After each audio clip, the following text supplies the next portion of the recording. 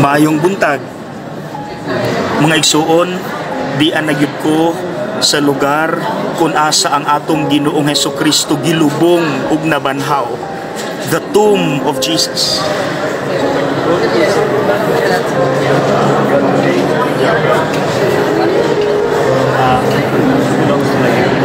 Kaganiha sa among pagsubay sa dalan nga giagian ni Kristo sa iyang pagpasan sa krus, daghan kog pamalandong, pero kini mo'y nakapatandog kaayo nako.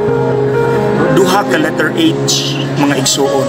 Una is hope or paglaom.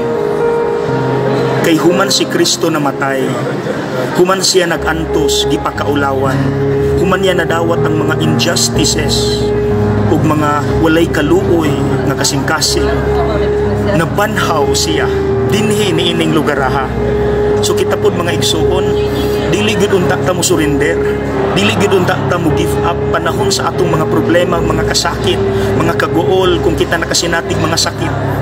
Kundili naa ang Dios. Mulaom ta niya nga bisan tuod dag-um pa, pero by and by the sun will shine again in God's time. In God's time. Laom, hope, mga igsuon, hope. Okay? Ikaduha, hard work. Ganiha sa istasyon kung diin si Kristo natumba sa ikatulong higayon, nakaingon ko, Lord, pagkabuang gyud, nganong wala kami give up, nga wala man kay sala, amua man ang krus, kami may mupasan anak, pero nganong ikaw may nipasan?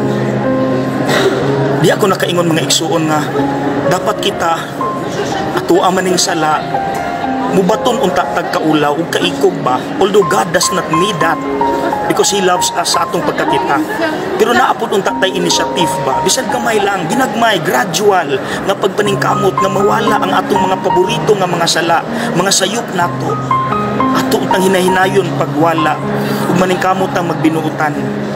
Mga igsuon, maunta na atong paningkamutan, hard work na maningkamot ta. Okay? Dili ta magsalig sa grasya sa Dios. Ug sa dili pa ta mo tapos ato sa pasalamatan gyud labaw sa tanan ng atong Ginoo. Lord, bisan gahi kog ulo, wala kami tagam nako. Salamat Ginoo. Salamat Ginoo.